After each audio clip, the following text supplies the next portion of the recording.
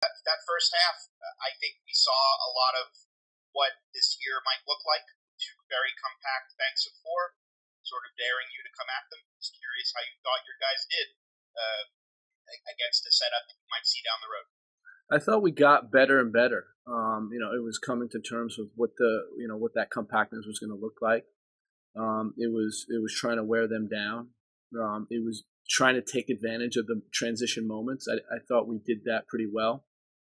And the only thing we lacked was the movement behind the back line. Runs behind the back line, balls behind the back line. I didn't think we did that quick enough. But when you think about the first half, when you look at the possession, when you look at the passing accuracy, when you look at the fact that Jamaica is a very athletic team, and they had a really hard time catching our guys. Really quick technical players, very good on the ball, and it causes problems. And I think as we get more comfortable with each other, and as we play more together, I think there's going to be some really nice combinations. Next, we'll go to Ron Blum from the Associated Press.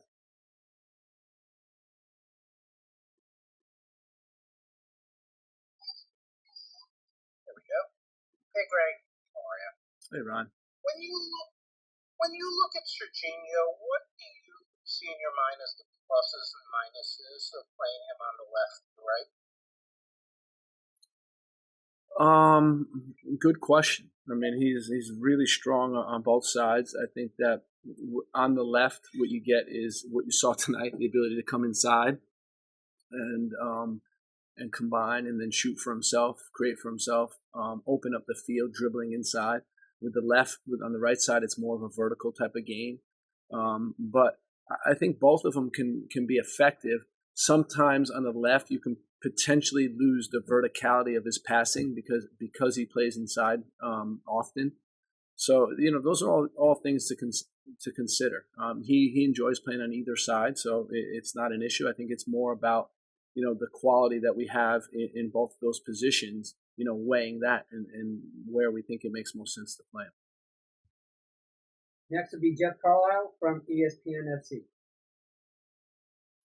Thanks, Michael. Hi, Greg. I was just curious, what did you make of Josh's performance up top tonight? It seemed like he was involved quite a bit, but was he doing the kind of things that you want to see out of that? Yeah, I think so. I mean, Josh is another player that hasn't been with us for a while, so it was great to just get him back into it. Fantastic assist for the second goal. Worked really hard, like he always does.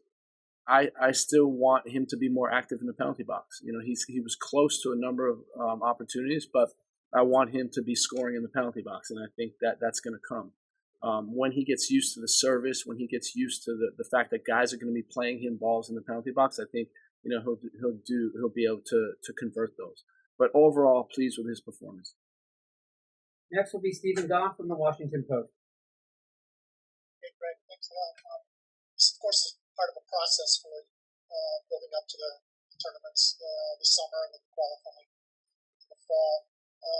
Taking a step back a bit from this match, where do you think you are right now after watching these 90 minutes with most of your top guys?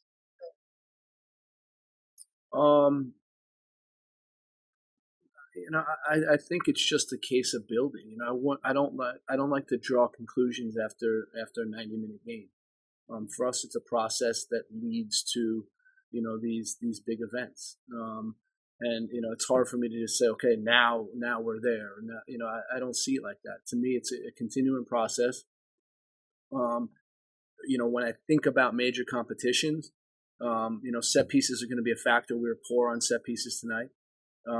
Transition is a factor. We gave up a goal in transition tonight. So those are things that we still have to improve in. We're very good in our pressing. We're very good on making it difficult for Jamaica as intended. I think we're pretty good in offensive transition.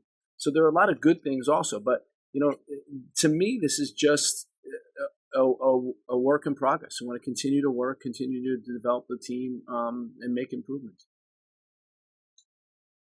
Next will be Paul Tenorio from The Athletic. Thanks, Michael. Greg, going back to Serginho playing on the left, Ed interplay with Christian Pulisic is going to be important if he's there. Especially on the goal, Christian's overlap opened up that space for Dest to come into his right and score. But what do you think of the interaction between Christian and Serginho on that side, and how much do you kind of have to weigh now in the next games coming forward, playing Serginho on the left to let those two be comfortable with each other, versus maybe moving Serginho back to the right to get different looks of maybe a more vertical back outside of Christian? Yeah, it's I think it's a relationship that's growing. They haven't had much time together on the field. This is I think this is the second time that they've been on the field together. You guys know that, right? It is second time? Yeah. So the relationship's growing. I mean, it's definitely improved from the last time they played together in terms of the chemistry and how they're moving. I think if we can get those two guys passing and moving and having the intention to get behind the back line, it would be really difficult to handle because they're very quick and very technical players. I can imagine it'd be really difficult for the opponent to handle that. Next will be Jonathan Tannenwald from the Philadelphia Inquirer. Thank you, Michael, and thank you, Greg. Congratulations. Thanks. Brendan Aaron's performance today, we've all seen his talent. We know he can play in the left and in the middle. Did some of both today, and how much did he stop him? I really liked his performance today, and I know that when you win, you're gushing about everyone, but I think he had a strong performance. I really do. He gave us verticality on the wing. He gave us calm, composure, made some really good plays. His pressing was really good. You can see that, being with Jesse Marsch and Red Bull Salzburg, it has a positive effect on him. He's very aggressive, moving forward and pressing. So, and he's battling. He's going up against guys twice his size, and he doesn't hesitate at all. And these are the things that he's really improved in. And for me, he had a strong performance. Next will be Franco Panizo from SBI Soccer. Thanks, Michael. Congratulations, Greg, on the win. Just two quick ones for you. First on Christian. He had a few approximations in the final third, got to a couple of good spots, but seemed to have a little bit of rust. He's not at his sharpness in that first half. What did you see from him in those 45 minutes, and what made you pull him out at halftime? And then the second one, on Serginho, obviously he's playing on the left week in and week out, game in, game out. He's playing on the right for Barcelona. Are you playing him at left out of necessity, because it is a position that has been problematic in the U.S. For so long, and there might not be as many candidates as there are on the right? Would you prefer to play him on the right if you had more options on the left, so he could be at the position that he's playing right for Barcelona? So regarding Christian, it was a planned substitution. Before the game, we knew he was only going to play 45 minutes, and when I think about his minutes, we want to progress him in a safe way, but we also want to, help get him 90 minutes fit. And, part of the plan was he played something like 86 minutes for Chelsea on Sunday, 86, 82 minutes, something around there. And then, I think the natural progression is a half, and then, let him play more against Northern Ireland, a lot more in that case. And, I think that will set him up nicely to gain fitness while he's here with the national team and go back to Chelsea in a good way. The way I saw his performance is that, I thought he grew as the game went on, and he became really dangerous, very aggressive coming inside. And, they were compact. They had a lot of numbers, and it was difficult to get his shots through, but he was certainly a major factor in that first half. Regarding Serginho, it's left or right, and it just depends on the personnel that we have in camp. It depends on who's in form in the left and right back positions. But Anthony's a guy who came in and did really well. We know we have Reggie, we have Brian Reynolds on the right, we have DeAndre Yedlin on the right. So we have a ton of people on the right, and sometimes it may make sense to play them on the left. Next will be Charles Bone from MLSsoccer.com. Greg, I wanted to hear what you had to thought of Jet, Costa, central midfield, and in general, the idea of these guys who are maybe conducting and facilitating for some of the players who you're looking for end product. I thought, well, again, I got a lot of questions this week about Sebastian Leggett and what do I see in Sebastian Leggett, and I think his performance spoke for itself tonight for sure.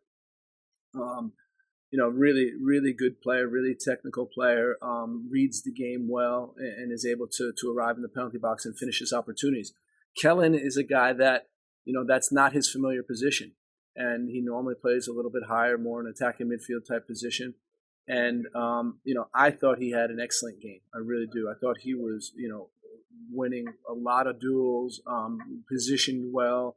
He looked like he's played there a lot before. And, really, really good performance by him. And it's great to see him take that next step, from being a guy that hasn't been involved in these last 2 years to now working his way into it and having a good performance like he did tonight. Next will be Nicholas Mendelon from NBC Sports. Hey, Greg, thank you for doing this. I'm kind of curious when we look at not just Pulisic and Dest, but all these guys being as young as they are, coming off the scheduled congestion they had last year, being in lockdown, more scheduled congestion this year, and then coming to you. How much do you pay? Obviously, pay a ton of attention to it, but how do you read? Somebody like Gio, who's at 18, played like 3,000 minutes across 2 continents and a U17 World Cup to start it all off. How do you read these guys? Do you take that into account when looking at them?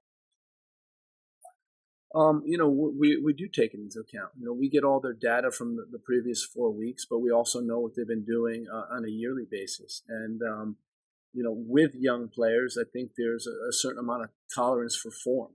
Right, because we know it's very difficult for young players to maintain their form and maintain consistency.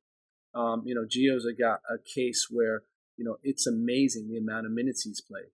And I think people underestimate the fact that, he's in a lockdown situation in Germany living alone as an 18-year-old. And he's been doing it since he was 17 or 16, so I have a ton of respect for what these guys are doing and their, the relentlessness in the way they're pursuing their profession.